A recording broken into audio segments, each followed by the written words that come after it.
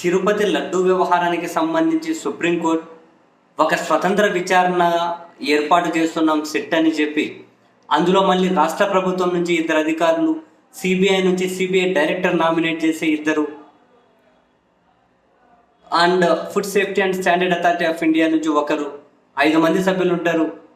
And రాష్ట్ర ప్రభుత్వం నుంచి అధికారులను మాత్రం రాష్ట్ర సర్కార్ నియమిస్తుంది. సిబిఐ నుంచి ఇద్దరినేమో సిబిఐ డైరెక్టర్ నియమిస్తారు, ఎఫ్ఎస్ఎస్సిఐ నుంచి మాత్రం దాని డైరెక్టర్ నియమిస్తారు అని చెప్పి దీని మీద నమోదైన పిటిషన్లను డిస్పోజ్ చేశారు. నాకు ఆశ్చర్యం అనిపించింది సీరియస్లీ. ఎందుకనంటే రాష్ట్ర ప్రభుత్వానికి అధినేతగా ఉన్న వ్యక్తే కల్తీ జరిగింది అని చెప్పి నానా హంగామా చేసి బేస్లెస్ అలిగేషన్ చేస్తే, ఇప్పుడు మళ్ళీ ఆ రాష్ట్ర ప్రభుత్వం తరఫున ఇద్దరు అధికారులను పెట్టడం ఏంటో నాకు అర్థం కాలే. ఆ కమిటీలో అండ్ సిబిఐ నుంచి ఇద్దరట, ఎఫ్ఎస్ఎస్ఐ నుంచి ఒకరట. రాష్ట్రంలో ఉన్న సర్కారు ఇది, కేంద్రంలో ఉన్న సర్కారు వీళ్ళది, రెండు సర్కారు వీళ్ళది.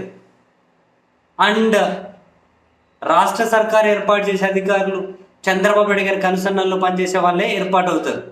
అండ్ కనీసం సుప్రీంకోర్టు, నేను అనుకున్నాను 5 మందితో కమిటీ అంటున్నారు, రాష్ట్ర ప్రభుత్వం నుంచి ఇద్దరు, సిబిఐ నుంచి ఇద్దరు, ఎఫ్ఎస్ఎస్ఐ నుంచి ఒకరు.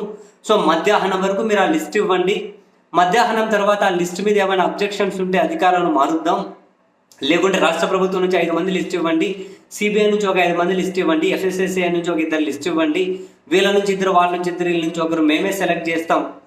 మిగిలిన ఈ పిటిషనర్ల తరపు వాళ్ళ న్యాయవాదులతో కూడా మాట్లాడి ఆ లిస్టు మేము ఫైనల్ చేస్తాము అని చెప్పైనా సుప్రీంకోర్టు చెబుతుంది అనుకున్నా సీరియస్లీ.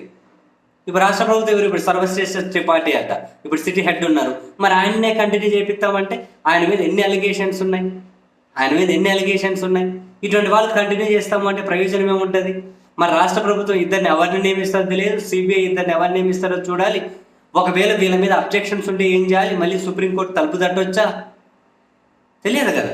సుప్రీంకోర్టు ఆ కమిటీ ఫైనల్ చేయొచ్చు కదా.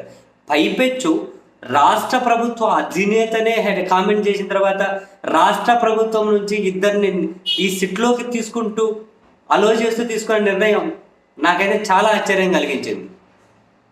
సిబిఐతో విచారణ చేయించండి, లేకపోతే సిట్టింగ్ జడ్జితో విచారణ చేయించండి. ఒక కోట్ల మంది నమ్మకానికి సంబంధించిన విషయంలో, సాక్షాత్తు ఒక ప్రభుత్వ అధినేత చేసినటువంటి కామెంట్స్ విషయంలో ఒక సిట్టింగ్ జడ్జితో ఎవరితో అయినా విచారణ జరిపించండి. అంతకుమించి అదే కదా నమ్మకమైన విచారణ అంటే. మరి ఇదేంటో నన్ను చాలా ఆశ్చర్యానికి గురి చేసింది. సరే వీళ్ళు ఇండిపెండెంట్ విచారణ అని చెప్పి అంటూ ఉన్నా రాష్ట్రం నుంచి ఇద్దరు, మరి అది ఇండిపెండెంట్ విచారణ ఏమైతే రాష్ట్ర ప్రభుత్వం భాగస్వామ్యం ఉన్నప్పుడు? కేంద్ర సిబిఐ నుంచి ఇద్దరు, ఇది అటుసగం ఇటుసగం ఏంటిది? మొత్తం ఇదంతా మళ్ళీ చంద్రబాబు నాయుడు గారి కంట్రోల్లోకి తీసుకున్నట్లే